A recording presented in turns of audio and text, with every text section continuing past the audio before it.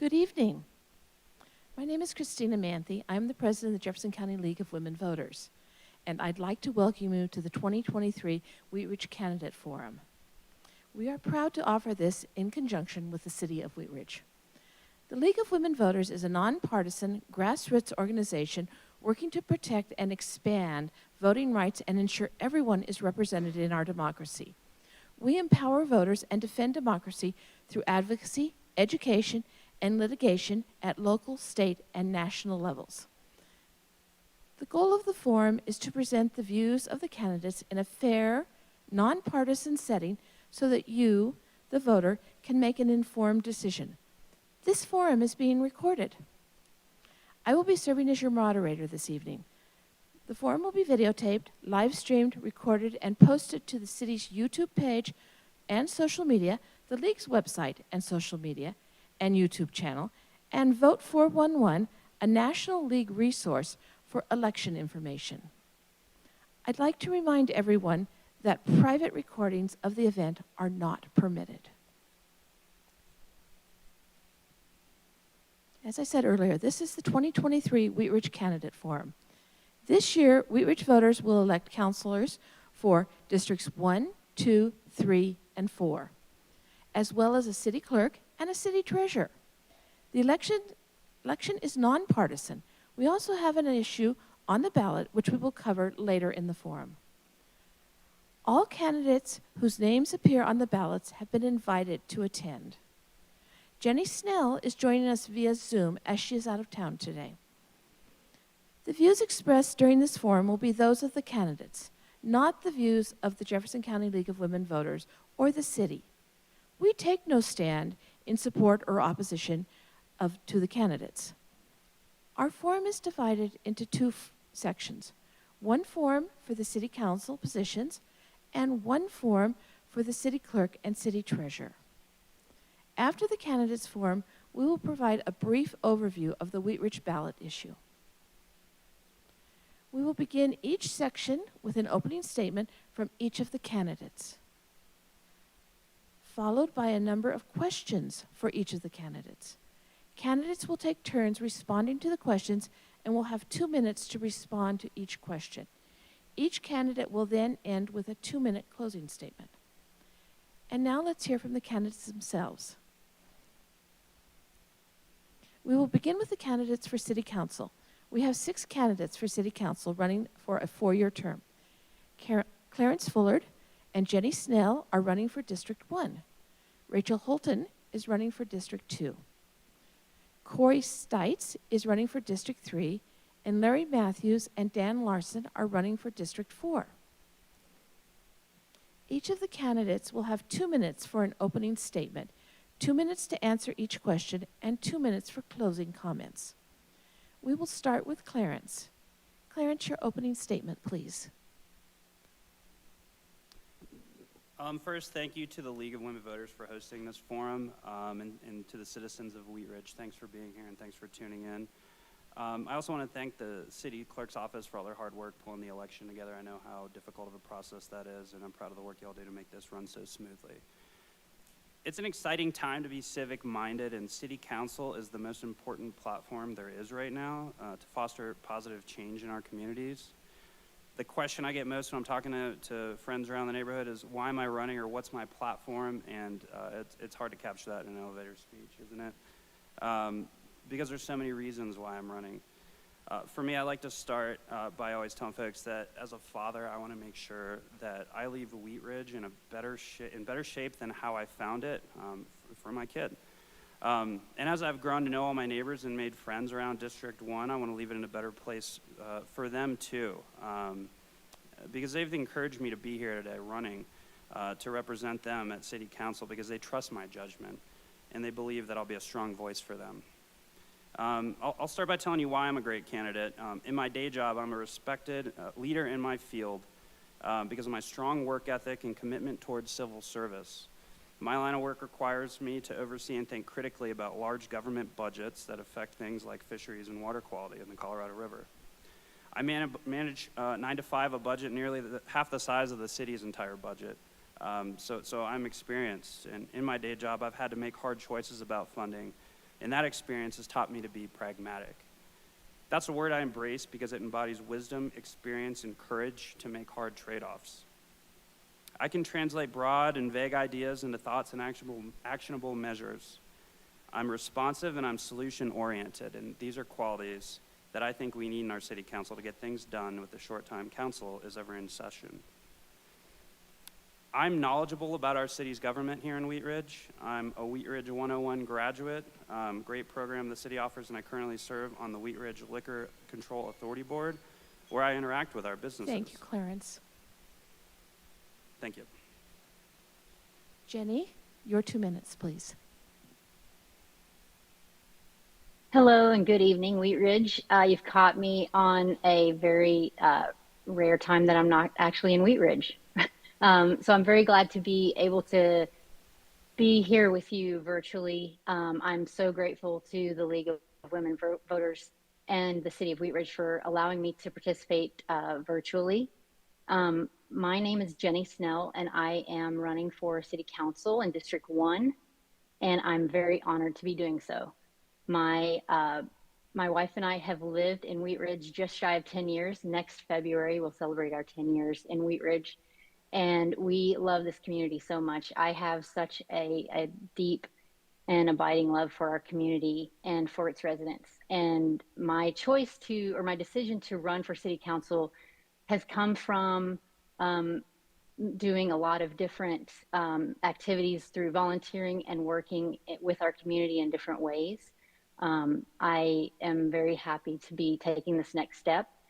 And I can tell you just from my short time in being a formal candidate for City Council and talking to folks and campaigning and talking with our residents, I couldn't be more excited about the next step and preparing to be on City Council. To answer that question, just really briefly, why am I running for City Council?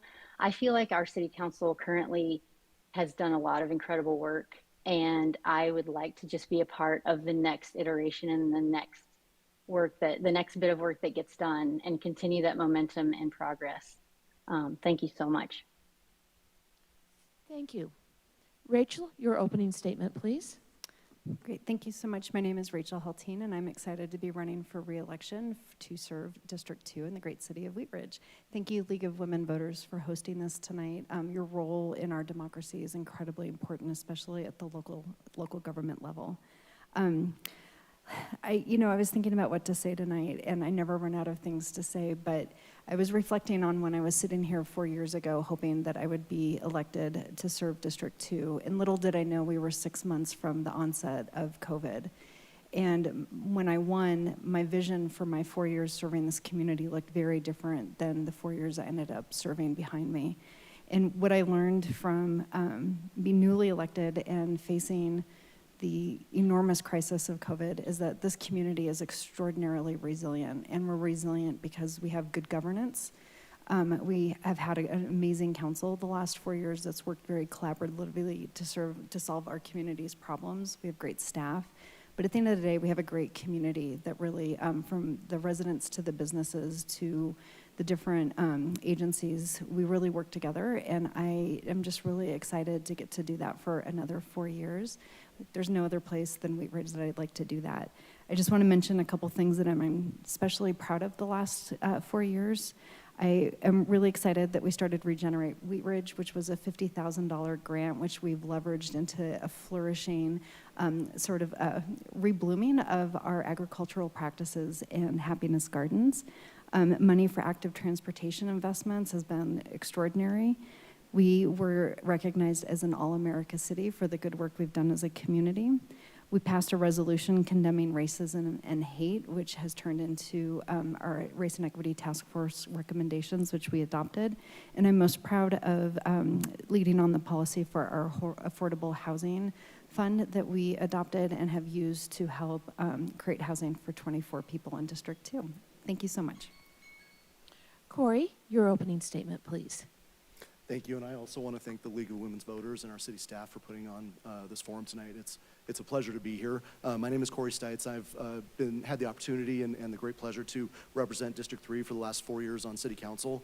I believe most people kind of know my story. I grew up here in Wheat Ridge. I was kind of lucky enough to grow up with my grandfather being the mayor here, a very popular mayor, and my dad, as I was a young adult, being a city council member here for about 10 years. So I've kind of grown up in these chambers, and it's really fun to be a part of this council because this is a collaborative council, and this is something that I take a lot of pride in as serving as Mayor Pro Tem the last year, is that we've been able to, the last 4 years, even through a pandemic, even through a cyber attack, we've been able to do a lot of good stuff for the Wheat Ridge residents. Kind of like Councilor Holteen said, the last 4 years didn't look exactly like I had envisioned them, but I'm most proud of the resiliency from our community and the fact that we were able to adapt and come out of COVID a lot stronger than we were when we went in. As a business owner, somebody who's had some challenges with the city of Wheat Ridge in the past and the building department, things like that, I am excited when I have business owners and construction crews and brand new businesses opening all over the place come to me and say, we're opening stores all across the Front Range, but when we work in Wheat Ridge, we work with a professional staff, and they're excited to come here and do business with us. So as a city councilor, that's something that I'm really proud of, is that people love doing business with our city. As we move forward, we want to make sure that we start to invest in our infrastructure.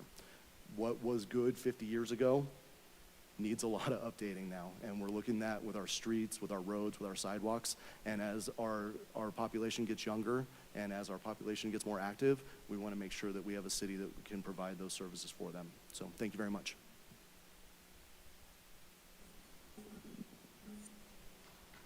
Thank you. Larry, your turn now. Thank you. I want to thank everybody in the audience for being here and taking the time to come down and see us. Good evening to you all, and good evening to you at home. My name is Larry Matthews, and I would be privileged to serve you again as your District 4 City Councilor. I first moved to Wheat Ridge in 1970 when I married Carol, who is a Wheat Ridge native. She has filled me in a lot on the background and the history of Wheat Ridge. We've been married for 54 years, have 2 daughters, 7 grandchildren, and 7 great-grandchildren. Carol and I have been in our current home for 40 years. We have a saying, you buy and die in Wheat Ridge. After all, who would want to live anywhere else? I worked in the construction industry for most of my career. In 1996, I was the project manager for the 38th Avenue widening project where we converted it to the current 3 lanes. I later became a vice president with that firm. I have years of experience with large budgets and fiscal responsibilities and getting things done. I started my apprenticeship as a city councilor in 2015 here in District 4. As I study current council agendas and minutes, I find that I am in a unique position with my past experience to hit the ground running. I would like to continue my efforts to make our community an ever better place to live and raise a family. I was, in my last term, and will continue to be, very focused on representing my constituents and the best interests of our city. I have years of experience being a resident in Wheat Ridge, a business leader, and a representative of the people. And now that you know who I am, I would surely like you to vote for me, please. Thank you. Thank you. And I'm sorry I got a little out of order. I apologize. Larry, would you like? Dan, I'm sorry. My apologies. Thank you. Good evening. My name is Dan Larson. I'm running for City Council to represent the residents and businesses in District 4. The city of Wheat Ridge is a great place to live, and I am proud to call it home. Since announcing my campaign a few weeks ago, I've been meeting with my neighbors and the owners of local businesses. Tonight, I will discuss some of the issues facing Wheat Ridge and how these issues can be addressed through a positive approach and the highest concern for protecting public value. Thank you. And now for the questions. Each of you will have 2 minutes to respond. We're going to rotate the order in which candidates speak so that everyone has a chance to go first. Here is our first question. What do you love the most about living in Wheat Ridge, and what steps could you take in your position to preserve and protect these things? Jenny, you're first. Wonderful, thank you. It's such a hard question to say what's one single thing that's my favorite thing of Wheat Ridge, but I would say my favorite thing is the way that you can get involved to the extent that you want to be involved in Wheat Ridge. When I moved here almost 10 years ago, I met a few folks and started showing up to meetings and volunteering and going to events and learning about the organizations that make the city what it is. And then I started learning about how the city operates. I got to be a part of Wheaties Academy through all of its iterations, first as a participant and then a more of a mentor through the next iterations of it. I have gotten to be on several different committees with the city. And last year I started a business in Wheat Ridge. And so I would say, back to that question, my favorite thing about Wheat Ridge is how involved you can be. And when you're involved in a community and when you're involved and connected with your neighbors, everything's better. You are able to look out for each other. You're able to have deep connections and really look out for your neighbors and also the next generation and the new folks that are moving here and our next little Wheat Ridge residents that are growing up now. And what I would do to protect that is I would do my best to connect folks who want to be more involved to resources to figure out how to be involved. If you want to be on a board or commission, I can direct you to the right people.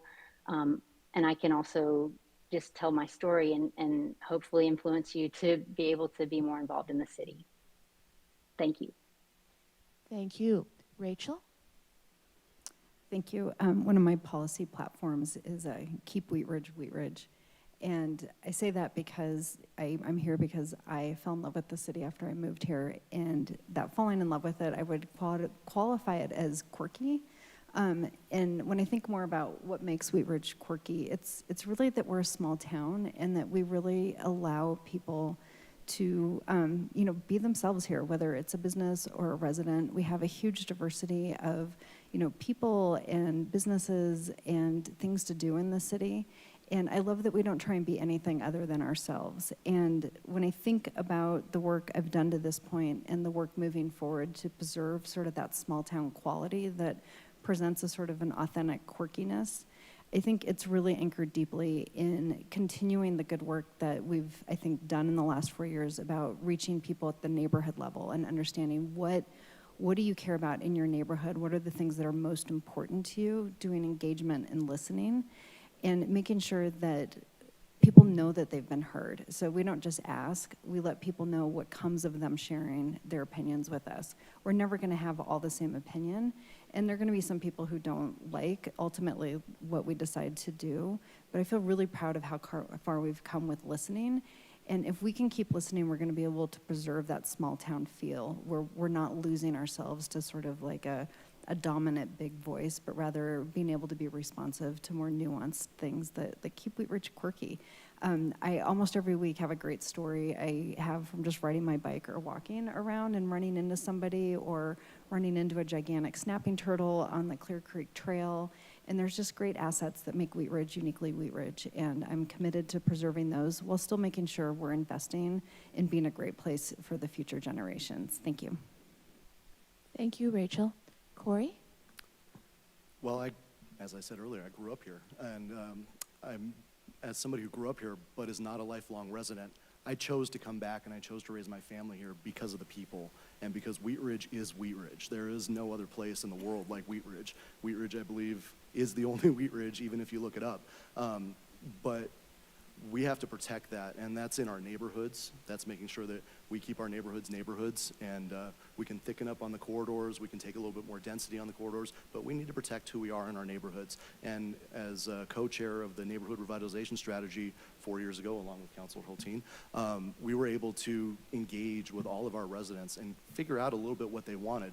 But what came of that process was our Let's Talk program, and being able to implement that over the last few years and having our planners and our staff go out into our neighborhoods and figure out what needs to be done in those neighborhoods to make them better, whether it's traffic management, whether it's engaging or connecting sidewalks and streets to making sure that kids have safe ways to get to and from school. So we as a community need to continue to make sure that we invest in ourselves and make sure that we don't rest on what it was to be here 20 years ago, 30 years ago. We need to make sure that Wheat Ridge is a place that we can continue to live in and be proud of for the next 40, 50 years. So that's why I'm going to continue our processes that we've put in over the last 4 years to make sure that we're engaging with our citizens and make sure that we have a safe community for everybody to grow up in and make sure that our businesses can thrive. So thank you. Thank you. Dan, your response, please. Thank you. The question that was posed here is what I love about Wheat Ridge. And the way I would put that is when I look around District 4, and that's kind of the northwest part of the city, I like the things I can get done in District 4. Sustaining the viability of our business, commercial, and industrial base is a top priority for my campaign. We know that District 4 includes the only true industrial businesses in the city, businesses that bring jobs and support our tax base. But what are some of the other businesses you can find in District 4? We know that Dealership Row brings car shoppers from far and wide to kick the tires on the latest models. After that, shoppers can hunt for an amusing antique down the frontage road. Simply put, District 4 is where people from all across northern Colorado come to shop. For example, in District 4, there are several places you can shop for an RV, or you can get that RV fixed. You can buy a car or a truck, or get that car or truck fixed. You can buy a new drum set. You can buy a unique flower arrangement. You can buy a frozen blizzard treat. You can buy top quality meats, including Rocky Mountain oysters. You can buy top quality cannabis. You can sample a tasty New England IPA at a brew pub. You can buy a marble headstone. You can ride your bike along Clear Creek Greenbelt, or park for free and ride a train downtown for work or a Rockies game. You can play pickleball at Prospect Park. You can learn a valuable skill in the building construction trade. You can learn how to drive a big rig truck. You can get a haircut at an old school barbershop. You can get a professional treatment for a sick puppy. You can replace a broken propeller on a boat. You can dine at a renowned steak place. You can get a job at a brand new paper industry warehouse. And of course, enjoy the world's best pizza, pasta, and burgers. This is all things you can do in District 4. Thank you. Larry? Thank you very much. What do you like most about Wheat Ridge? That's an interesting question. What's not to like? I have to start out the top of my list. It produced my wife, Carol. And that's why I'm here. I think overall, one of the things that I like best about Wheat Ridge is that it's home. I've been to a lot of different places. For a while I traveled for business, and always looking at if I had to leave with Wheat Ridge, and the operative word there is had to, for work or whatever, would this place be the same? Would this place be as good? And from one coast to the other, I never found a place I would rather live than here at home. I think that is probably the most important thing about preserving here in Wheat Ridge, is the fact that people can come here and find home. Quality of life has been outstanding since 1970. We've talked about the green belt. You have a back surgery, you can't run, jump, or play, but you can go down on the green belt and get your exercise and watch the fish and the stream and the turtles, and even once in a while see a deer. In the middle of downtown Denver, which we are very close to, 15 minutes, you can see deer and you go for your walk. It's a great quality of life. I have great neighbors. There are great people here in Wheat Ridge, and I would rather just not be anywhere else. It is just home. Thank you. Thank you. Clarence? Yeah, thank you. My head's still spinning thinking about all the things District 4 has that Dan rattled off. We don't have any of that in District 1. I'm a little jealous. I picked out where I live right now in 2016 on a map because of where it's located. I wanted to be on the west side of Denver so I could be near the mountains, and I wanted to be near the city. I didn't know anything more about it, and I scored big time. I was a renter in that home for 5+ years, and I made good friends with the owners, and eventually they sold it to my wife and I. It was a dream come true because my neighborhood opened their arms to me with open arms, and they said, "Welcome to Sweet Ridge." That might be copyrighted, I don't know, but they were right. And where I live is on the periphery of Wheat Ridge. I could hit a wiffle ball into Edgewater. My backyard backs up to the city border. We fall asleep every night to the sound of Denver traffic. And the fluidity that we have between Denver and Wheat Ridge and Edgewater, just in District 1 is amazing. It's incredible, in my neighborhood especially. And I really appreciate that. I appreciate like the homeliness that we have. It's very family friendly. I chose to start raising a family here, and I made the right choice. And to enhance that, I want to bring to council a focus on those peripheries and margins and make improvements.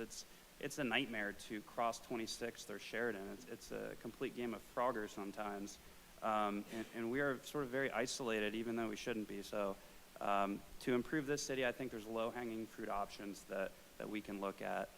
Look towards the success of WADS and think forward to bringing those kinds of things to Sheridan. Thank you. Thank you. And now for our second question. What do you believe is Wheat Ridge's most urgent challenge, and what steps would you take to address it? Rachel, you're up first on this question. I get the first super challenge question. Yeah, well, actually, it's funny. I didn't know what the question was, but I just wrote down here, complex problems without easy solutions. Because most everything we deal with in the city falls under the category of a complex problem without an easy solution. And if I were to say one that is one of the biggest ones that we're facing and one of the most complex is housing. And I think actually I'm incredibly proud of the work we've done in the last couple of years. We've adopted the Affordable Housing Study and Action Plan. And not only did we adopt it, but we've actually started taking meaningful action to ensure that people such as teachers, firefighters, the people who work at one of our many grocery stores, a lot of the people who work in Wheat Ridge can't afford to live here. And we, also like all communities in the region, have people who are experiencing homelessness. And we are doing meaningful action both in creating the Affordable Housing Fund by taking the tax revenue from short-term rentals and setting that aside for funding exclusively to create affordable housing opportunities here in Wheat Ridge. We're unique, and I think we were ahead of other cities that are now looking at doing similar things. But our work isn't done. We've got several units. I think it's just over 200 units under construction also in District 2 at 44th and Wadsworth. And it's an incredible opportunity for people who are trying to find a home in the region. And I'm excited that they're going to be able to call Wheat Ridge home. It's a location that's close to transit, shopping, employment centers. We have students at Stevens Elementary that are experiencing homelessness. So luckily, we are working with Foothills Regional Housing to ensure that folks in Wheat Ridge get early consideration for those available units. So continuing to work on the housing affordability issue. We have great momentum. We've got work ahead of us, and we've just committed to increasing our affordable housing by 9% over the next 3 years. Looking forward to that. Thank you. Corey? I think I would agree with Councilor Hulteen. We have a lot of challenges. We have homelessness, crime, affordable housing, infrastructure issues. So it's a lot of issues that we have, and they all go hand in hand, and it's something that we have to continually address, not one at a time, but all of them as a whole. We can't decide that we're making one decision here and it doesn't affect something somewhere else. So we need to continue to invest in our infrastructure, which is why we've, as a council, come forward with 2J this year, which you'll hear more about later, but that's an investment in our infrastructure. We need to continue to address homelessness. We have a homeless navigator program. We have a housing navigator program. Our police are constantly out working with our homeless, not trying to harass our homeless, but to work with them, get them into our homeless court, have the judge help them, get them into our navigator programs, get them into our housing programs, get them with Jefferson Center for Mental Health. So mental health is a big part of that as well. As we look at crime, one of the things that this council enacted about a year ago was our hotel ordinance, and to help clean up the I-70 and Kipling corridor. And the chief was here presenting a couple months ago, and we've had a 19% drop in calls for service to those hotels. We have 2 of them already working to redevelop into housing, long-term housing, rather than short-term inaffordable housing for people where they're really predatory and taking advantage of them. So as we work at our affordable housing strategy, we are leaders. I was watching some of our neighbors and their candidate forums. They're starting processes that we're finishing, and we're actually putting into implementation programs like our affordable housing fund, to where we can go to existing housing, and instead of building new housing everywhere, we can actually go to existing landlords and help them refurbish their stock and reinvest in our community. So those are just a few of our challenges and some ways that I would address it. Thank you. Thank you. Dan?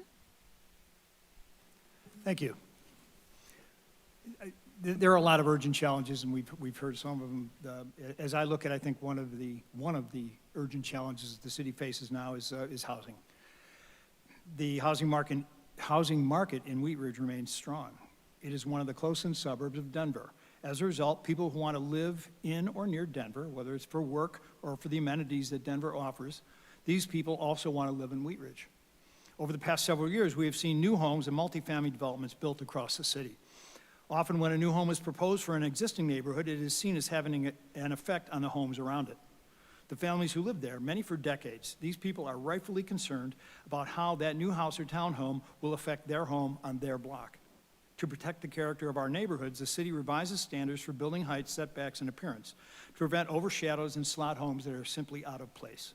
City zoning policies remain protective of our stable neighborhoods, most of which are made up of single-family and duplex homes. As a member of City Council, I will protect that stability. As an important city in a growing urban area, Wheat Ridge continues to see strong demand for homes and apartments. To meet that demand for housing, some home builders promote new multifamily developments for their favorable economics. It is the city's role to strike a balance between the developer's economic reality and concerns about density in our neighborhoods. During my 5 years representing District 4 on Planning Commission, we have seen several new apartment and townhome developments built in what I call the new Northwest Side. From the terrace townhomes at 44th and Tabor, to the new single-family homes and townhomes at 54th and Quail, to the new townhomes and ultra-modern parallel apartment building across from Ward Road Station. Wheat Ridge demonstrates that it can increase housing and meet the realities of today's real estate market. And that's not to mention the new multifamily housing at Clear Creek Crossing adjacent to Lutheran Hospital. I won't mention it because it's not in District 4. I support the role the city plays in responsible development. As a member of the Planning Commission, I have voted against townhome developments that did not fit their surroundings. Planning Commission rejected proposed projects that tried to squeeze too many homes in too small a place. Thank you very much. Larry? Thank you. I think we're all in agreement that there are many issues here, and a lot of them are common to all communities across the nation. I see our most urgent challenge as how to deal with encroaching urbanism. I have talked to people, and when I was on council before, people would move over to Wheat Ridge from places that were being urbanized, and they'd come here and were concerned that it would happen to them again. The trick is to try and find the correct balance. How can we preserve our identity and not lose ourselves to urbanism while meeting the needs of the community? When I was on council, I agreed that there were places like out on the other side of I-70 at Clear Creek Crossing where we could support denser housing because they could build the infrastructure to take care of it. But that, I think, is the one thing that we have to maintain, is a balanced growth and not let our neighborhoods become a mishmash of cute, quaint homes and then high-rise buildings sandwiched in between. Another issue that's going to be paramount here soon, and it gets to be more every year, is the fact that we have a high percentage of rental. We have an urban rental population and not a rural population. And we're going to have to try to meet those needs without disturbing our down home, raise a family here, stay and die in Wheat Ridge for the future. Thank you. Thank you. Clarence, your statement, please. Thank you. The rest of the panelists here have made some really good points and really touched on some of the most urgent problems here in Wheat Ridge. In my opinion, the most urgent crisis looming here in Wheat Ridge in the Front Range is water availability. This is a problem that is going to require regional solutions. If not for the tremendous runoff that we had this year, we would be starting to have really hard decisions in Denver, and part of Wheat Ridge receives a large proportion of Wheat Ridge, if not all of it, gets water from the Colorado River through intermountain diversions. And when that river starts to dry up and there are interstate conflicts about water rights, we're going to be in a world of hurt. I have a sort of a running joke with some friends that it's going to take drought to tank the heated housing economy here, because when you're only allowed to flush your toilet a few times a week, people might start looking for a new place to live, and that is a real reality that other countries in similar drought conditions are experiencing, and something that we ought to be forward thinking about. Another crisis with that environmental bend is looking north to Westminster and north of that up to Boulder. There is a pest called the emerald ash borer. It's decimating ash trees. Somewhere up to a quarter of our urban canopy here in Wheat Ridge is made up of ash trees, and there is no good way to battle this thing, and we're going to lose character of our neighborhoods, and the big, tall, old ash trees that make our neighborhoods what they are at real risk. And we can look to places like Denver that support treating trees to prevent the disease, and maintain canopies and maintain character of neighborhoods and green spaces. So something out of the box that obviously is not as important as some of the other folks have said, but something on my mind. Thank you. Thank you. Jenny, your turn. Thank you. I'm a big fan of vinyl records, and not to sound like a broken record, but I also feel that affordable and attainable housing for all is one of our biggest challenges, and for this instance, I would say it's our biggest challenge right now, and I think it is something that a lot of communities are facing. There's tons of evidence around that, but I do feel like we have the ability to really come together and create some more solutions. The city's already done some really wonderful work in this area, but it's certainly not done. This work is long. It's going to take a long time to really get to the point of having enough housing, having the inventory, having the plans. But we really need to continue the work that's being done. And so I would, just to reiterate, affordable housing for all, and utilizing all of our connections, community partners, to really come up with good solutions for this. Smart growth is a really big thing for us. I think that, there's lots of folks moving to Colorado. There's lots of folks moving directly to Wheat Ridge. And we want to make sure that we are continuing to be ready for that. And we can welcome them with options for homes. So I think that, those folks look different in that, we have families moving, we have young families, we have professionals moving, and we also have folks whose kiddos have gone to college and they're looking to downsize. And I think that that's another area that we really need to consider our senior population and housing for that population and how we can continue to take care of them. Thank you. Thank you, Jenny. Here's our third question. In the May 2023 Community Survey Report, only 27% of residents felt that housing and rental rates in Wheat Ridge are affordable. What would you do to promote affordable housing in Wheat Ridge? Corey, we will start with you. Well, we're doing it. I think we've kind of touched on it a few times, but as I said earlier, Wheat Ridge is one of the first cities in the Front Range, certainly, to adopt an affordable housing plan and to actually start to implement it. We have this thing that we do here is we don't just adopt a plan, we actually implement it. We did that with the NRS, and we've done that several times with some of the other plans as well. We don't let plans sit on the shelf and collect dust. We actually get out and start implementing it. So that's something I've been really impressed in. It's not just the council, but it's our staff. They're out there every day working to implement this affordable housing plan that we have. We're working, I believe we already have almost $400,000 in our affordable housing fund that's been collected from our short-term rentals that we passed a few years ago, which, by the way, short-term rentals, we also passed recently ADUs, which are accessory dwelling units, so people can build mother-in-law suites essentially in their backyard and rent those out, or rent those out as another version of affordable housing. So we have a lot of things that we're doing. We've got a lot of irons in the fire. We have just Monday night we rezoned a small piece of property at 44th and Wadsworth to go into the Foothills Regional Development for the Ives project, which is all affordable housing. Also recently they just built another project at right behind Safeway on Vance Street. So we are doing quite a bit. The other day, we adopted the Proposition 123, which is a 3% increase in our affordable housing stock over the next 3 years, so 3% each year. So we have the numbers that we're looking at, and we're going to continue to work on those as well. So thank you. Thank you. Dan, your turn.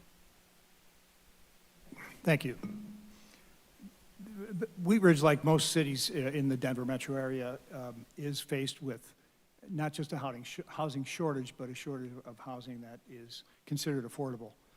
There are, if you look at, you can find the standards for what are considered affordable housing in terms of family income and how much of their income would go to support their living. This is something that I know is confronting every city here in the metro. And one of the things that the city is doing is, or several of the things that the city is doing, is working with Foothills Housing Authority and working with private developers to build new housing. For example, the Ives housing project at 44th and Wadsworth, and then the one next to the Safeway are both dedicated toward maintaining an affordable housing level. The other projects, for example, the Howard Johnson's out across from the truck stop on 44th, is right now under construction, being converted into workforce housing. So the city is taking steps, working with public entities like Foothills Housing and with private developers. We are seeing just recently the Best Interstate Hotel at the Frontage Road and Kipling is being converted now into housing. So again, the city's taking steps, but it is one of those continuous battles that will always be there, and the city will be under pressure all the time to provide some solutions. Thank you. Larry? Thank you. I agree with everything everybody's saying, but I think we have to get outside the box a little bit and get outside the 9 dots. This is a problem which is nationwide. It's not just our city-wide, it's not Denver-wide, it's nationwide. And we are 9 square miles in the middle of a huge nation where affordable housing is an issue. And what we can do, and I think what we need to be doing, is also trying to address the issue in conjunction with other communities and lobby our state and federal legislatures and departments to help us deal with this problem. If it's just a lot more complicated than trying to build 100 units here and 100 units there. If 100 units today are affordable until inflation hits you, and now all of a sudden they're not anymore. So we need to be looking for total solutions, and it's more than just brick and stick. I think we need to address that on a bigger plane and see what we can do to change the whole trend across the whole state. We're doing everything we can for now, but if inflation carries on the way it is, our efforts will not be successful. Thank you. Thank you. Clarence? I think Larry's got some really good ideas here and makes some good points that it is more than a Wheat Ridge problem and more than a regional problem. And though I very much applaud the Wheat Ridge affordable housing plan and am happy to hear steps towards that being implemented, it should be in lockstep with more regional, state, and larger directed efforts towards addressing affordable housing. It's extremely difficult from my perspective, with that happy story I shared about, an older couple that liked me and gave me a good deal on the house. Like, if that didn't happen, if they didn't offer me a house to rent for very cheap, I wouldn't be here. It's a very expensive place to live. And without things like deed restrictions, we could very well find ourselves in another inflated market, even with the good steps we're taking towards addressing this issue. And so, there's opportunities in Wheat Ridge to continue to address this. I look towards the Lutheran property with a massive rezoning effort like that, and an opportunity to be forward thinking about mixed zone housing, where we can be strategic about high density housing and creating affordable housing. I think there's opportunity there, and we can be strategic as a city about finding other places where that can be had as well. So something that the city ought to be thinking about in lockstep with our other metro municipalities and at the state and federal level as well. Thank you. Thank you. Jenny, your response? Thank you. I also agree. Affordable housing is something that we all are talking about.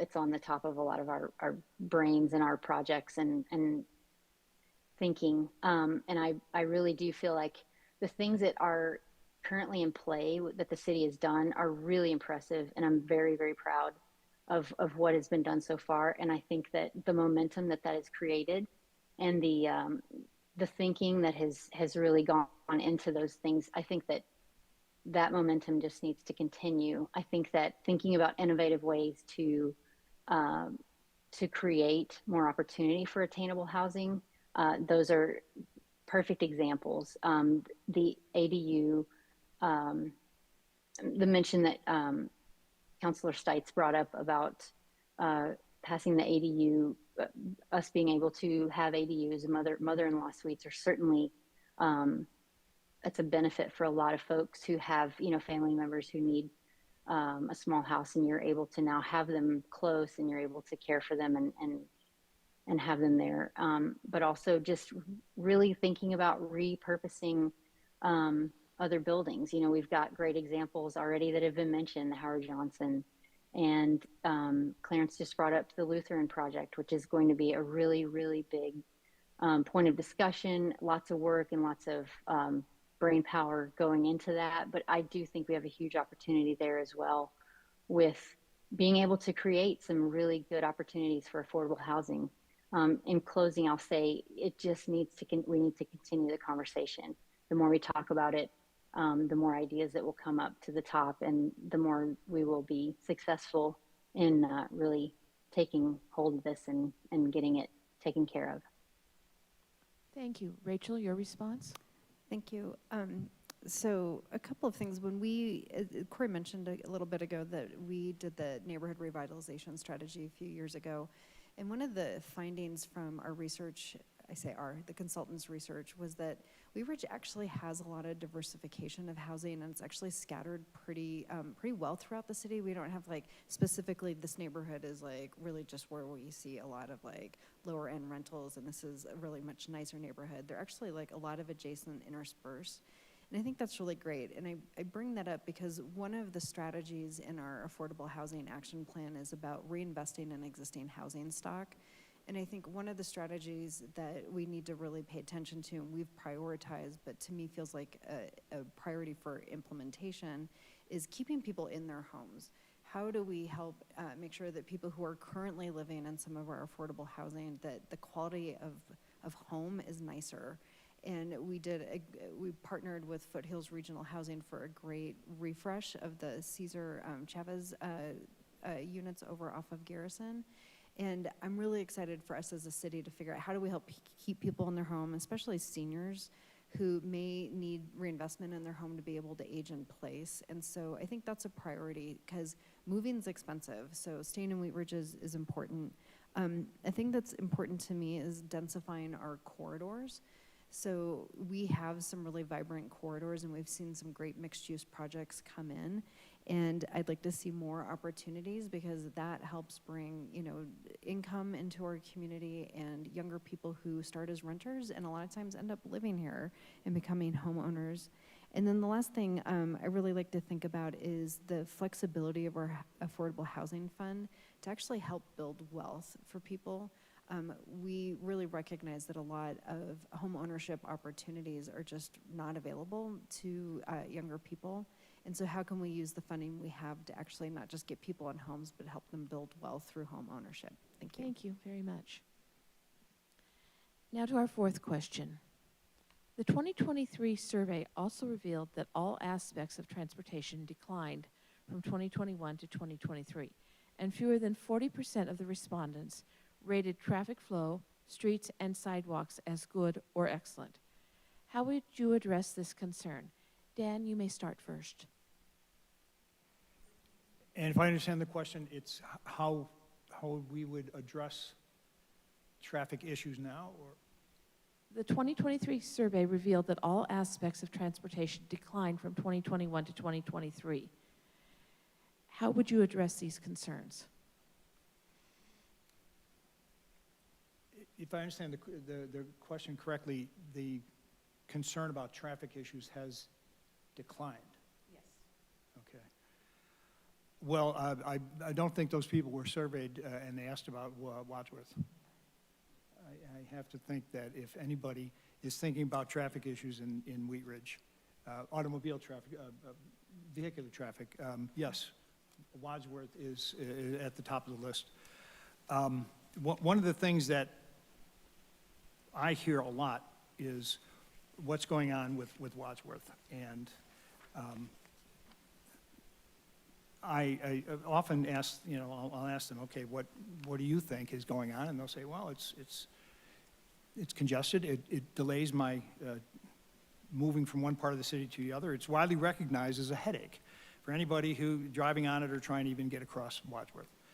Most of us by now have alternate routes that avoid Wadsworth as much as possible. Although construction work continues day, night, and weekends, there's still a lot of work to be done. The city has done an adequate job of keeping us updated on progress made, but one question I get asked again and again is when will it be finished? I've asked that whenever the city sends out a Wadsworth update that it include a progress meter, be one of those thermometer things you see on a fundraising page. That way we can see how far the project has come and how much there is to go. For now, we can plan for two more winters of construction on Wadsworth. When I checked the Improved Wadsworth page on What's Up Wheat Ridge earlier today, it shows an anticipated completion date of spring 2026. In the meantime, please keep in mind all those businesses that may be struggling along the construction route. Thank you. Thank you. Larry? Thank you. If I understand the question, people are concerned about the increasing congestion in our city.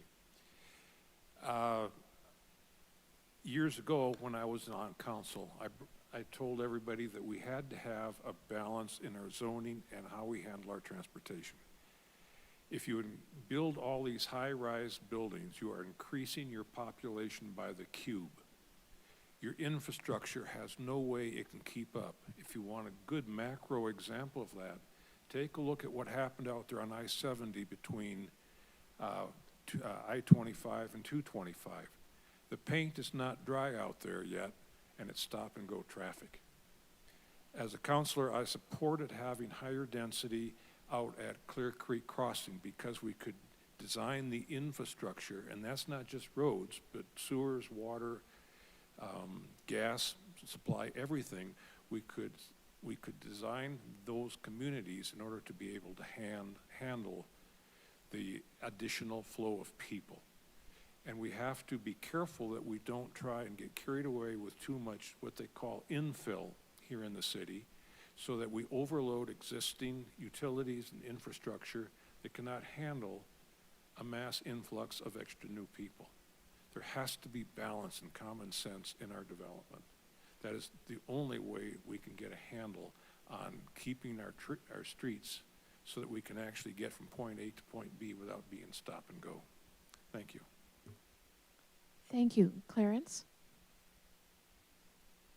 I'll focus on the sidewalk part of that survey response because Wheat Ridge is an odd place in District 1 at least where sidewalks are sometimes non-existent, which is problematic, but you know, depending on the character of the neighborhood and the traffic flow, maybe not that big of a problem. Or the sidewalks can be, there's funky little narrow concrete sidewalks with no grass margin between them and the street, which is what I have dealt with my entire residency here.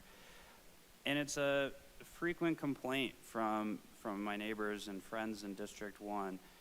Some of them aren't even wide enough to push a stroller down, and frequently they're infringed by things like overgrown bushes, and it just becomes entirely unwalkable when there's car, sidewalk, bush, and you know, there's a minor code violation that maybe is somebody who doesn't even realize they haven't trimmed their bushes in a while, and all of a sudden it is entirely unwalkable for swaths of your neighborhood, and that's difficult. So I understand where folks are coming from in the survey response that is the topic of question here. They are not excellent, and I know the city has some sort of rotating focus areas for sidewalk improvements and a budget for that, and you know, we could revisit the amount of resources that we direct towards various alternative modes of transportation, you know, to make this city walkable and bikeable, while you know, still doing improvements like the Wadsworth improvement with you know, out-of-the-box ideas like continuous flow intersections. So I think there's a lot of work to do to ensure that Wheat Ridge is walkable and bikeable, and people are happy with the status of our infrastructure. Thank you. Thank you. Jenny? Sure, thank you. With this discussion, I'm going to have to also throw in that safety is another one of my big concerns, and especially when it comes to walkability, bikeability, rollability. So, you know, all of our residents don't always have the ability to have a vehicle, meaning a car. So we have folks who ride their bikes. We have folks who are in wheelchairs. We have folks who ride the bus. And we need to make sure that all of our residents need to get where they're going and get there safely. And so I will just continue to that conversation about what Clarence just mentioned with sidewalks, big opportunity there. Bikeability, we've done some great work in Wheat Ridge with continuing some bike lanes, both north and south, and going east to west as well, because we have plenty of folks who ride into Denver for work. But I would also say that we have a great opportunity with some more investment in infrastructure. And I think that conversation about complete streets and keeping vehicles other than cars part of that conversation. We have a great opportunity in Colorado with e-bikes, and lots of folks are getting e-bikes, and really those are becoming more popular. They're great for transportation, and there's great benefits. And as far as like purchasing getting rebates on a purchase of an e-bike. So I think that when we talk about this discussion, this topic, we have to consider all modes of transportation. And so that's something I would like to continue and get solutions for. Thank you. Rachel?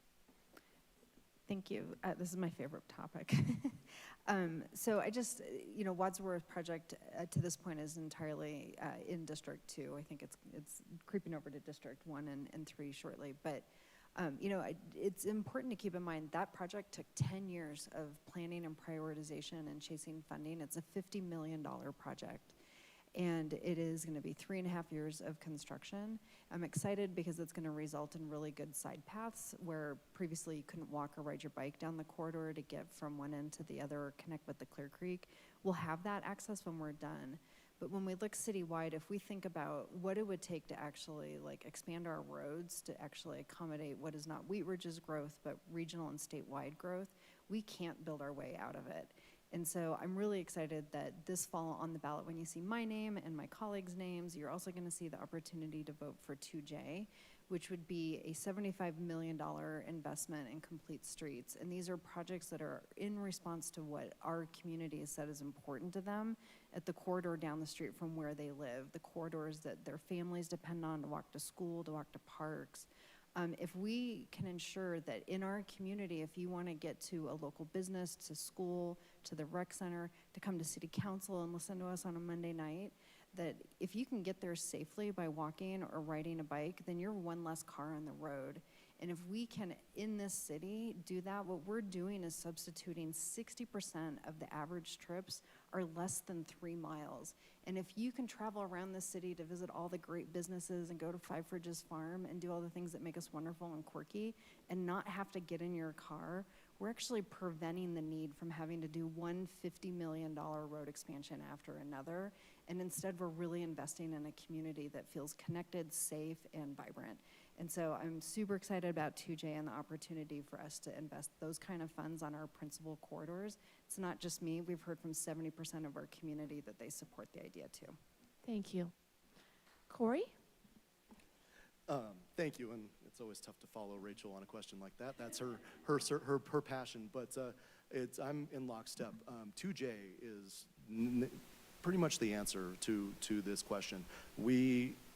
And it's kind of nice. 4 years ago when I ran and when Rachel ran, we weren't looking for solutions. We already had a solution. It was the neighborhood revitalization strategy. It was implementing it. We already have a solution here. It's 2J. It's investing in our corridors. It's investing in our sidewalks. It's investing in our bike paths. It's making sure that we have infrastructure for the next 20 to 50 years that we can fill around. So it's making sure that we don't have to come and do a 10-year planning for a $80 million Wadsworth project. It's getting in there and making sure that we're investing right now and making sure that we have sidewalks down 38th from Kipling down to Kipling down to Youngfield, making sure that we have bike lanes that kids can travel to and from their neighborhoods to Prospect Valley, or to and from their neighborhoods to Stevens, or to and from their neighborhoods to Peak Elementary. So let's make sure that students can get to where they need to go. Let's make sure that the adults can get in their cars and drive, but let's make sure that the people who want to walk and who want to bike and take those cars off the roads, let's make sure that they have that option as well. So we also had, as we're talking about transportation being lowered, RTD had canceled a few of the routes, specifically one that went to Wheat Ridge High School. Recently, with the Clear Creek development, we put in RTD turnaround that used to be at used to be at Youngfield and the Walmart there. We put it over at Clear Creek Crossing. So now RTD is talking about putting some of those routes back in. So we're already making those steps. So we just need to keep doing what we're doing, and we are just going to continue to be a great place to live. Thank you. Thank you. And now to our fifth and final question, which you may have heard some answers to already. In November, voters will be asked to approve or deny extending the existing 0.5% sales tax to fund sidewalks, bike lanes, and street improvements, among other things. Can you tell us if you support extending or denying the sales tax, and why? Larry, you're up first. All right, I'll repeat the whole thing. In November, voters will be asked to approve or deny extending the existing 0.5% sales tax to fund sidewalk, bike lanes, and street improvements, among other things. Can you tell us if you support extending or denying the sales tax and why?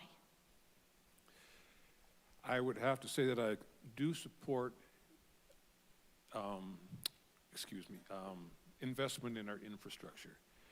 There are places in our city here, and like one of those is 38th Avenue from Kipling to Youngfield, that it's very difficult for people to move around throughout our city. As long as we keep a balance of how we spend the money and where, and we have complete transparency with the people of the projects that we're going to build and how much we're going to spend and when, then I support an investment in our infrastructure. Thank you. And my script had a slight mistake in it. It is a half cent, not 0.5%, so please excuse me. Clarence, your response, please. I support extending that sales tax 100%. We are in desperate need of this investment. This is a no-brainer. I think the panel has expressed very good reason for using this investment to increase the alternate transportation methods that the city has.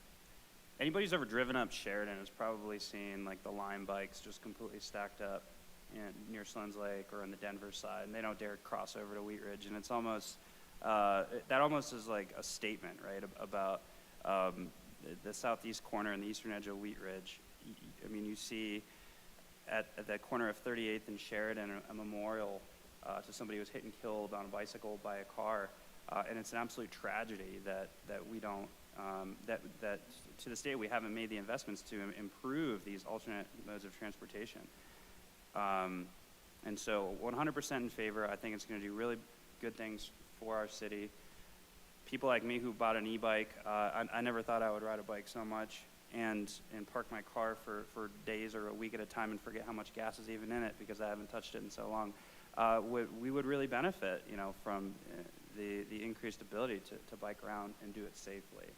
I have to pick and choose my routes because I've got a toddler on the back and I don't. There's like off-limit streets and that's a shame, and I think that this investment is going to do big things to increase the amount of miles that's available to me as a bicyclist and as a pedestrian or a rollerblader or a scooter.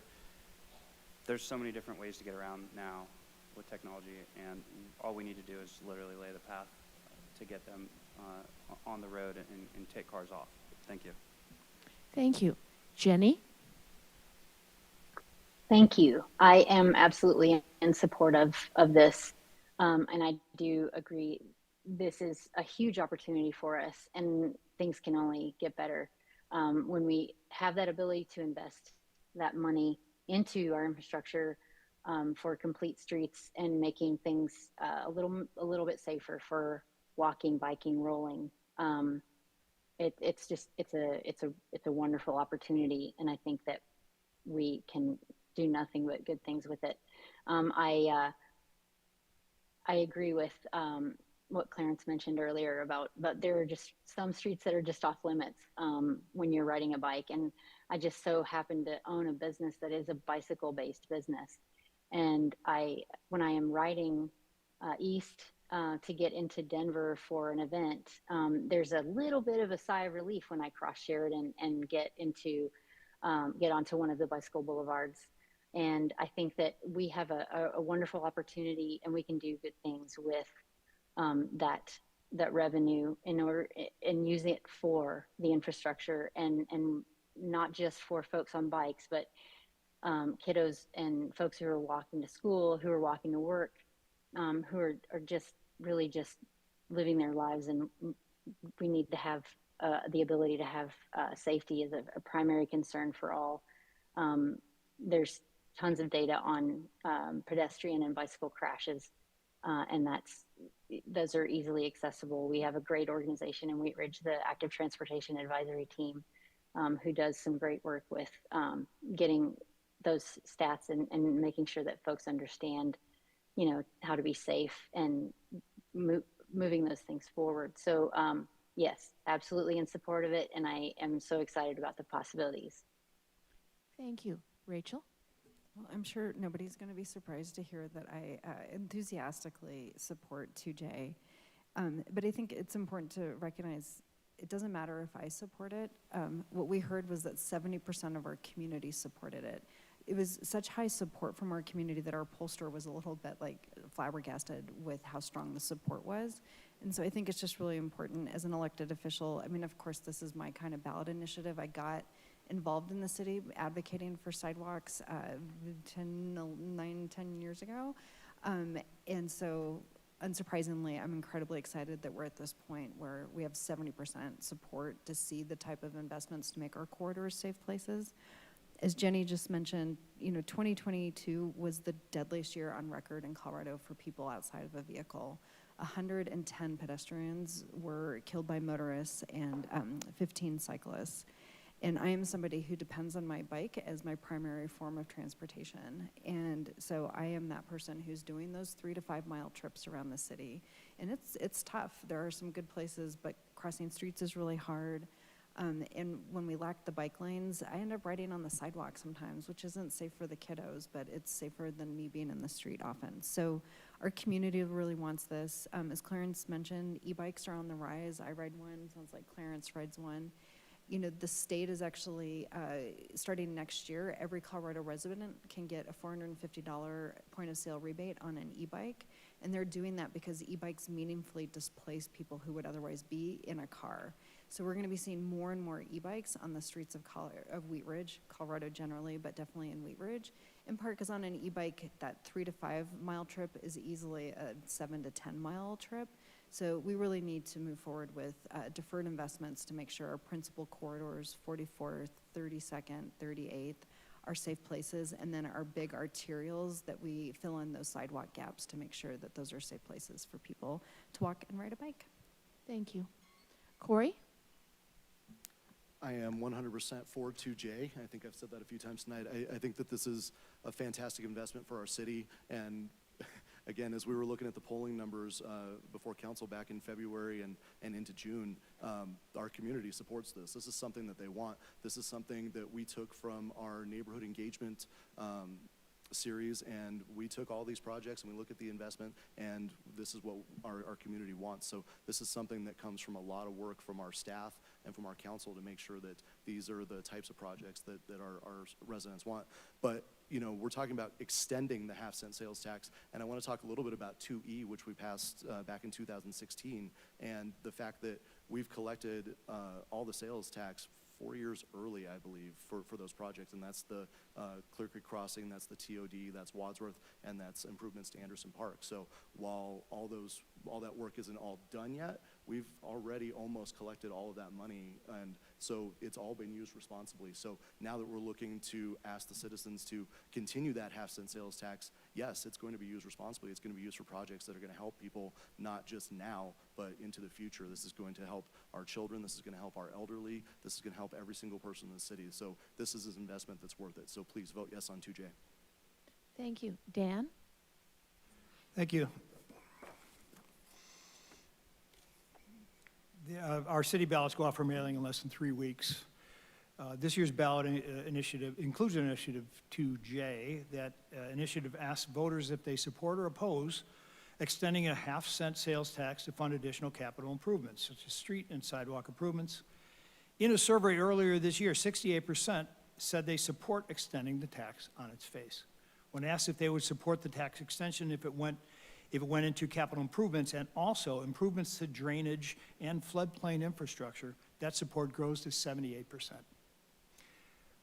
Drainage and floodplain infrastructure is very important in District 4.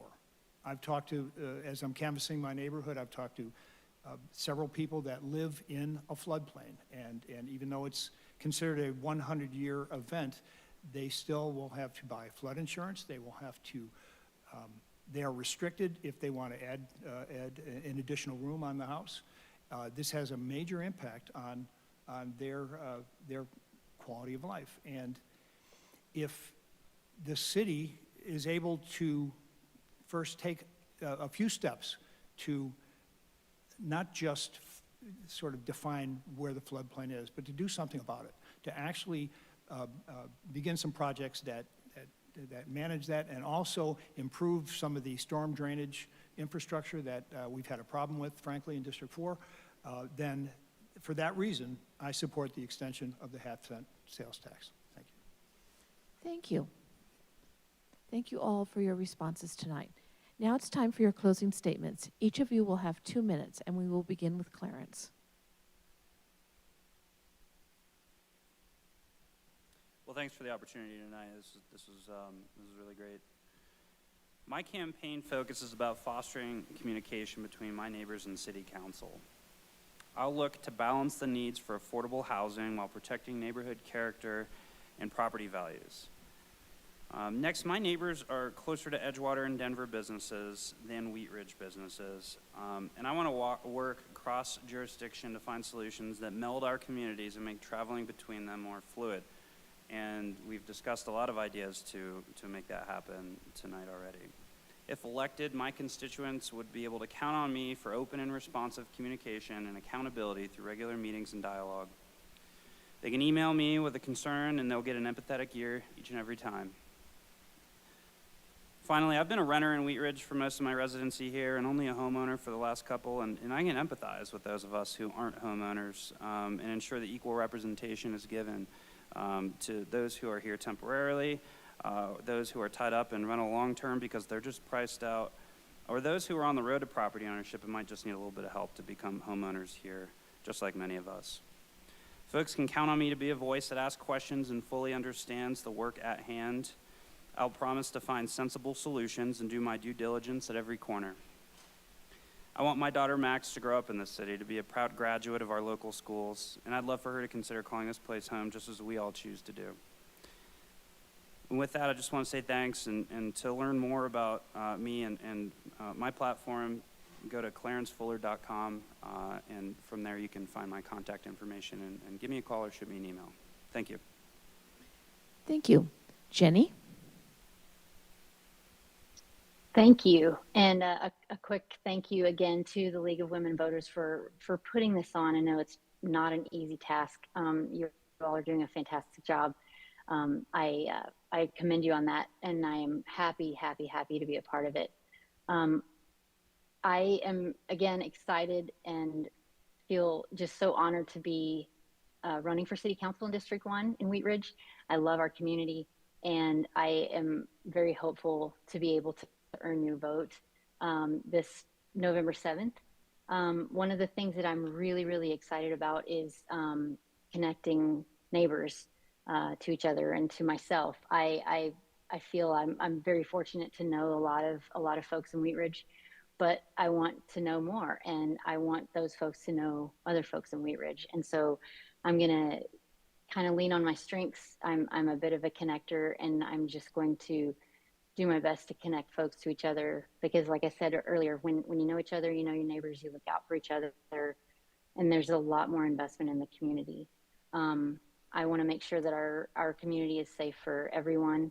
I want to make sure that we all are invested in our community to the extent that we can be and want to be. And one of the first things that I'm hoping to do is have our District 1 meeting and be a part of, get to know each other and be a part of working together and finding solutions on things. Thank you. My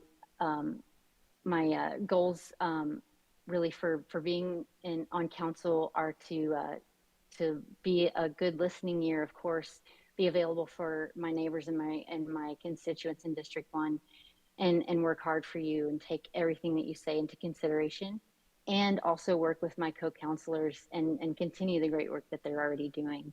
I think there's a lot of great work there. So thank you so much. Thank you. Rachel? Thank you, everyone. This has been a great discussion tonight. So, I'm running unopposed, so I feel like I get to maybe take a little bit of liberty with my closing statement. But, I have 3 principles that I operate by. The first is today moving forward.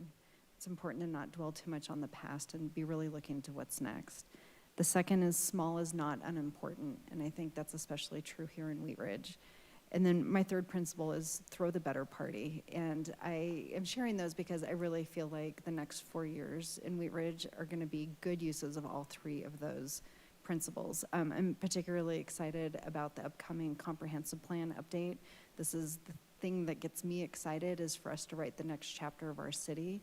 And because of the work we've done the last 4 years, we have just extraordinary engagement from our community who want to engage in civic dialogue, and they want to be the authors of the next chapter of our city because they want to envision themselves as characters in that book. And I'm really excited for that. The Lutheran project, the completion of Wadsworth, and the beginning of the newly funded 2J projects, many of which I actually personally have worked on for years and years. You know, we really can't predict the next 4 years, but we can imagine it, and we can work together to make it the best version of Wheat Ridge. And that is why I'm really excited for the next 4 years. I think we've done a great job setting ourselves up for it. When we got the first notification that they were accepting applications for All America City, I called the city manager. I was like, oh, we should do this. I had no idea how much work it was going to be. I was like, oh yeah, we're totally an All America City. And he got the deer in headlights because it's a lot of work. But it was really clear to us that we were an All America City, and our application came together so beautifully. And at one point during the process, our city manager, Patrick Goff, just said, you know what? In Wheat Ridge, we can do anything, and I am really excited to be part of it, and I look forward to working with District 2 and the rest of the city to make the next 4 years fantastic. Thank you, Rachel. Corey? Again, I want to thank the League of Women's Voters and everybody who's here tonight, and all of my fellow candidates. This is a lot of fun. It's a lot of work, but it's a lot of fun. And, you know, as somebody who's also running unopposed, you know, I want to say thank you again to the citizens of District 3, one for electing me 4 years ago, and one for making me the sole choice this year. But I'm grateful for having this opportunity. As I mentioned earlier, growing up in this city and watching my grandfather and my dad do their work and have the opportunity to come to council, one of the things I absolutely loved and noticed about the city is how informed the citizens were at all times. You could watch Channel 8, you can watch YouTube, and the citizens could come for public comment, and they always had something to say, and they always brought a great point of view that made the councilors think and understand. And I hope to continue that with our citizens now. We have wheatridgespeaks.org that we've implemented over the last few years, which is a great way for people to figure out what's going on in the city and give us feedback in real time. We also have whatsupwheatridge.com, which is a great place for people to go and see the projects that are going on, like Lutheran, like Wadsworth. You can kind of check out and see what's going on, where those projects are at. As we look forward, we want to make sure that we are voting yes on 2J, hopefully, because I want to be on the council that helps implement all those projects. I'm an implementer. I'm somebody in my business where I'm an entrepreneurial person. We don't spend a lot of time talking about it. We find a good idea and we figure out if it's going to be the right one, and then we implement. And that's how our council works. We find the right ideas, we figure out what's going to work, and then we implement those ideas and make sure that we're doing the best for our citizens. And that's what we want to do with 2J. We want to do that with a comprehensive plan. As Lutheran comes up in 2024, 2025, we want to make sure that we have a lot of public feedback on that. So please, citizens, I just ask as you're electing this new council, don't elect us and then ignore us for the next couple of years. Come in, figure out what's going on. Use our resources to make sure that you know what's going on and you're a well-informed citizen so that you can help make those decisions. Thank you. Thank you. Dan?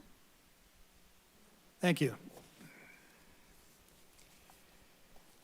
Since my wife Deborah and I relocated to Wheat Ridge from Denver 7 years ago, I have listened to and worked closely with my neighbors.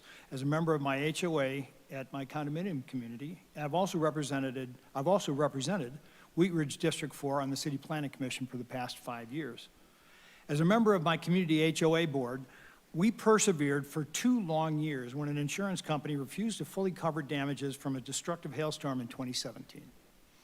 That perseverance paid off when the insurance company finally agreed to cover the damage and fully repair all 16 buildings. This revitalized the appeal of our homes and restored their value.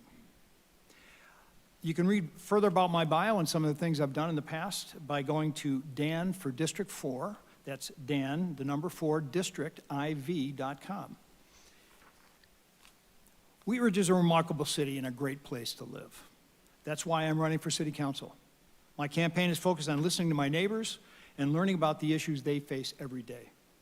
As a member of the Wheat Ridge City Council, I will work to protect our neighborhoods, foster a business climate beneficial to all, promote a responsible city government, and balance the pressing need for housing as part of a growing metro area with the very real impact development can have on a neighborhood.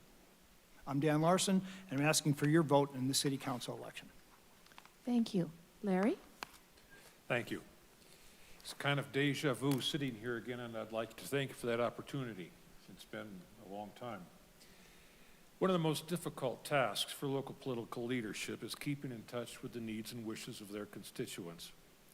National leaders have the luxury of hundreds of polls on hundreds of issues at their fingertips.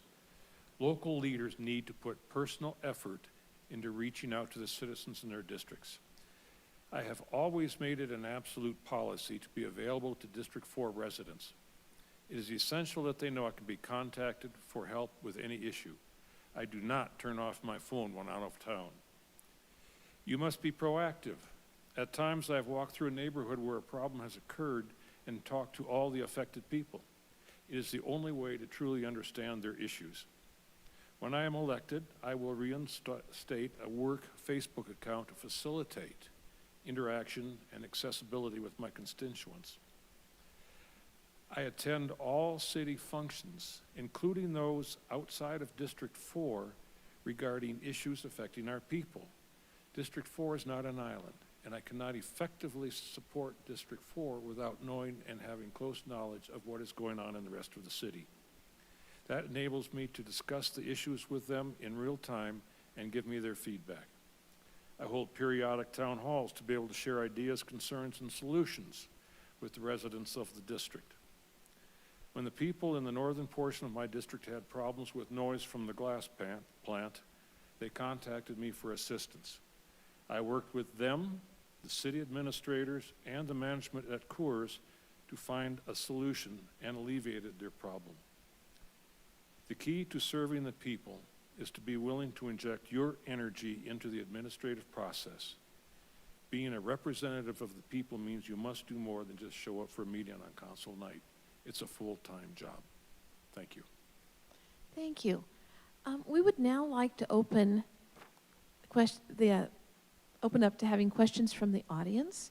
And the way we do this in the league is we have volunteers who will come around with cards, and you will write your question on the card, and then they will collect the card, and I will ask the question on your behalf.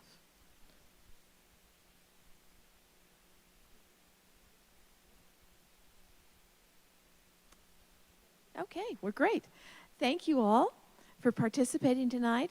Our candidates for City Council, Clarence Fullard and Jenny Snell for District 1, Rachel Holton for District 2, Corey Stites for District 3, Dan Larson and Larry Matthews for District 4. Thank you for your participation tonight.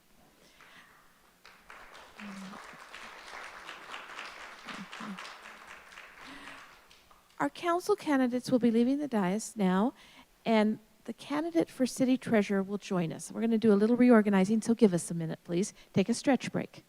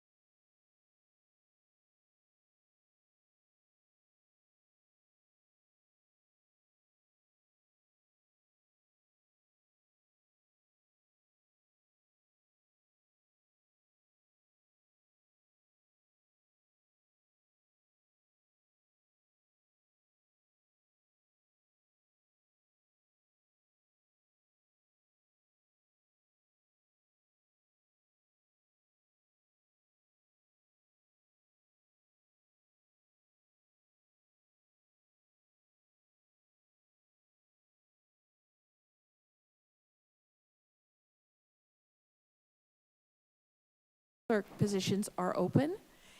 There is only one candidate for each position. Unfortunately, Steve Kilpatrick was unable to join us tonight. He is the candidate for the city clerk, but we have with us Chris Miller, and so we will be having a discussion with him tonight. Chris, thank you for joining us. Thank you for having me. We'd like to give you the opportunity to have an opening statement that will last about 2 minutes. Okay, thank you very much. My name is Chris Miller. I am currently the city treasurer. I've lived in Wheat Ridge for almost 18 years now, and I just absolutely love Wheat Ridge. From the great small town feel to the cool local businesses, restaurants, breweries that we have here, it's just a great place to live. A little bit about my background. I'm kind of a government geek. I've worked for the city and county of Denver for the last close to 18 years as well, in various finance and accounting roles. I went to school for accounting and finance, started at the state, moved over to the city of Denver. Oddly enough, I started at the city treasury. My first job there was reconciling all the city bank accounts. Really learned the kind of ins and outs, the cash flow of how a local government works in cities. From there, I've gone to various higher level positions at the city and county of Denver. I worked at their public works department. I worked at the controller's office as an accounting supervisor. I've done investment accounting for the city's $2 billion portfolio at the time. So I really got a good feel for how local governments work, doing all the accounting and analyzing all those transactions and debits and credits for a city.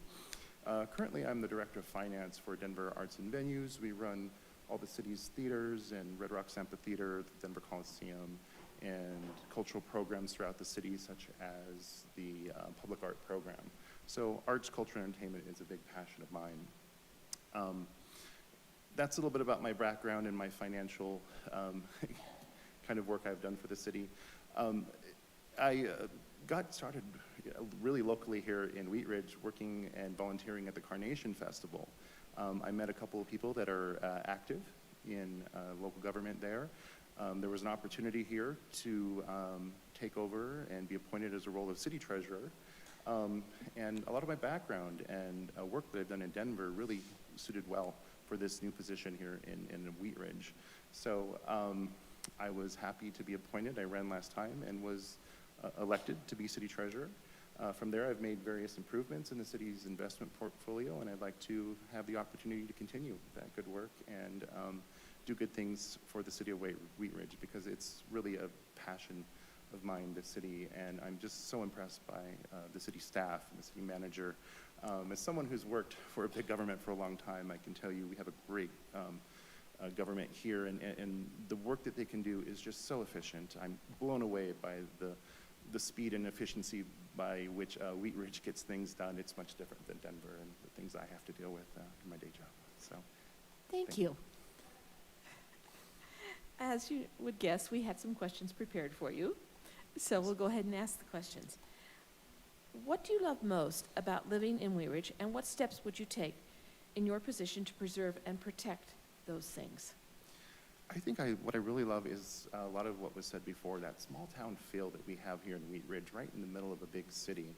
I love that this isn't Arvada and it's not Lakewood, that we are uniquely Wheat Ridge, unapologetically Wheat Ridge. We do things a little bit different here. Whether it's the small businesses along our major corridor, the green belt, the rec center that's just regionally well known and really sought after. A lot of people just come in from the whole area just to visit our rec center because it's so amazing and so well equipped.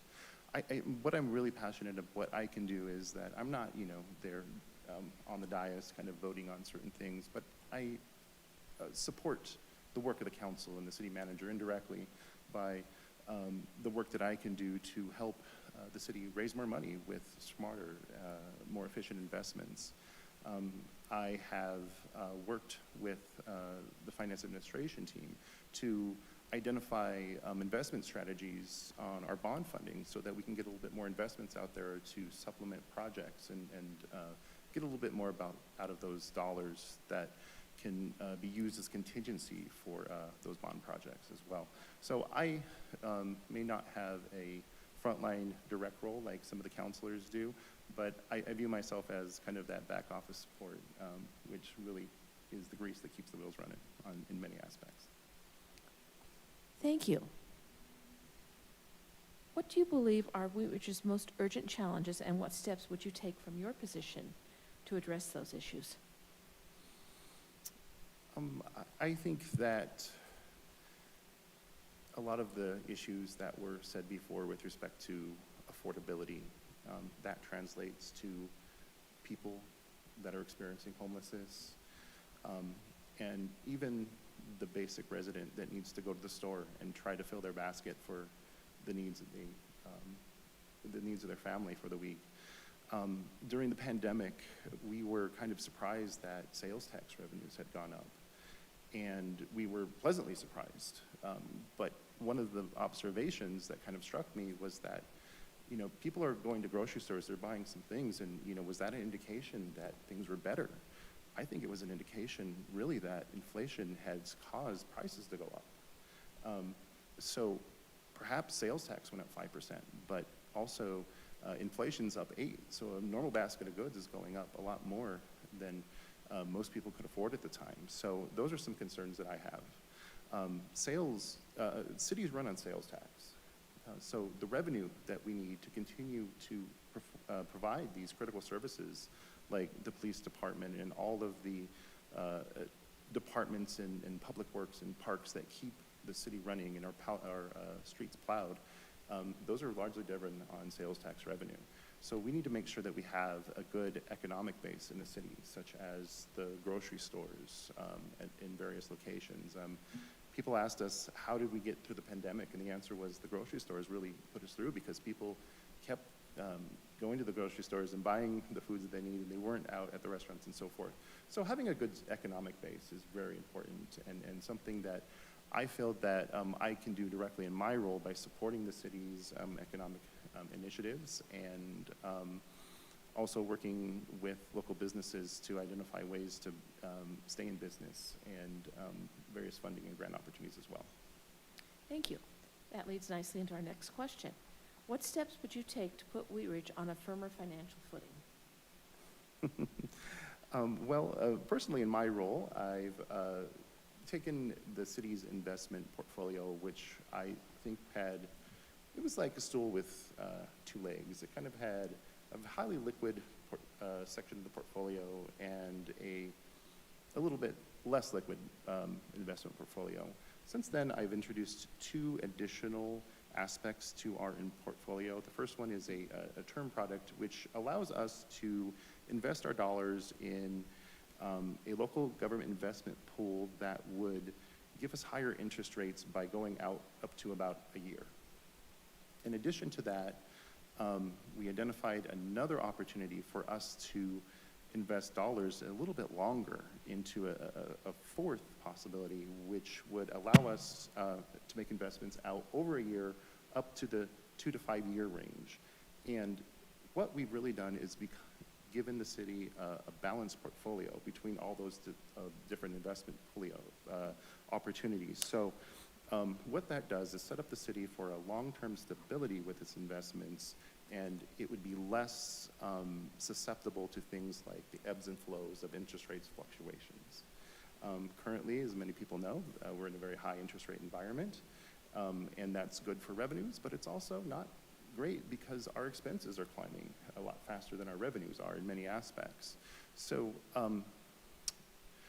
I think that those changes in the investment portfolio has really set up the city for long-term stability with respect to its investments, and also allows us to have better financial forecasting and how we're going to plan and budget those dollars in the future. Thank you. What are the most important skills needed to be an effective city treasurer, and how would you rate your own skill levels in this area? I think that an individual needs to have some background in a strong financial acumen. I feel very lucky to have had the opportunity to have a lot of experience working in an investment portfolio at a major municipality.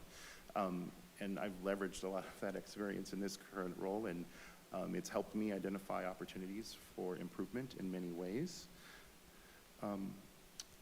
In addition to not only the financial aspects of this job, there is also a ombudsman role, I'll call it, a taxpayer advocate position. While not many cases have come to me for consideration, the city charter identifies the city treasurer, or grants him the authority to review and kind of settle disputes between taxpayers and the city. So I think that what's important about that aspect is that there's representation of the city, the people of the city, and they trust the treasurer to really identify the various aspects of the case and look at the charter and the rules and listen to the city side, listen to the taxpayer side, and try to come to an agreement that is fair and equitable for all sides. So that is a really important part of the treasurer and his job, in addition to just having these financial responsibilities. Thank you, Chris. In November, voters will be asked to approve or deny extending the existing half-cent sales tax to fund sidewalks, bike lanes, and street improvements, among other things. Can you tell us if you support extending or denying the sales tax and why? Oh, I absolutely support extending the sales tax. I was lucky enough to participate in some of the project identification sessions, although it was the city council's aspect. They let me participate, and I kind of viewed my role as an informed citizen on that process. And what I really loved about the projects that were identified was that they impacted every corner of the city. It wasn't just a particular project or area that has problems. It's the rec center. It's major corridors all throughout the city. So I feel that this particular bond measure will have impact and positive great things for all aspects and corners of the city. So that's why I really appreciate it. On a particular note, I live in District 3, not too far from 38th Avenue, and I walk and ride the bus and have gotten off at that turnaround there at Applewood Shopping Center and have had to walk home in the snow many times. And sometimes there's so much snow on the sidewalk you have to walk in the street, and it's dangerous and it's scary and it's dark. And I've seen an accident where someone actually unfortunately passed away because there was no curb and gutter to kind of keep them in the street and so forth. And as a pedestrian, as someone who uses RTD to get to work and so forth, I cannot be happier that this is on the ballot, and I absolutely plan to support it and vote yes. Thank you. It's time for your closing statement. Thank you. I would like to address the fact that there's no one sitting next to me, and I'm running unopposed for this position. I think that I take that as a compliment from the people of Wheat Ridge that feel that I've done a good job and have the faith in me to continue to do the good work that I've done. And while I've done a lot, I still feel like there's a lot to do. Even before I started with this job, there was a question about whether or not this position was really needed or necessary. I feel that it's important and that the city charter has it for a reason. Representation of the people is important. However, I do also feel that having someone here that is qualified is also a very important aspect of this role. I'd like to think that I'm qualified, although I'm really hard on myself and there's always things that I could do better. And I think to myself, did I make the right decision? Did I invest in this too early? Could I have made more for the city? And I always can second guess my position sometimes. That said, there has been discussion on whether or not this position should continue to exist. And I feel that it is really, it's not about me, it's about the city. It's what's best for the city. And if the council in a future iteration should ever saw so fit to reconsider this position and ask voters to change it from a elected position to an appointed position, I fully would support that, because I believe that having someone here in this role that knows what they're doing is more important than having an elected official that may not have the background and expertise to do a good job in this role. So that's really what I'd like to leave everyone with. I have a passion for Wheat Ridge, and I think that it is more important that we are successful here at Wheat Ridge than having an elected official in this position. Thank you. I want to applaud everyone who's taking the opportunity to run as a candidate. It's important we all participate in civic life, and to step forward and take that time is very, very important and grateful. That's all for our candidates tonight. We've been asked, oh, I'm sorry, my apologies, I had that on. Again, I wanted to thank everyone who's running as a candidate. It takes courage to step forward and be a candidate, but it's important that everyone participate in civic life. That's all for our candidates tonight. And again, we want to applaud our candidates for stepping up and running for office and supporting the city of Wheat Ridge. Now we've been asked to provide some information on the ballot issue. When you get your ballot, you'll be asked to vote on a revenue issue. In 2016, Wheat Ridge voters approved a half cent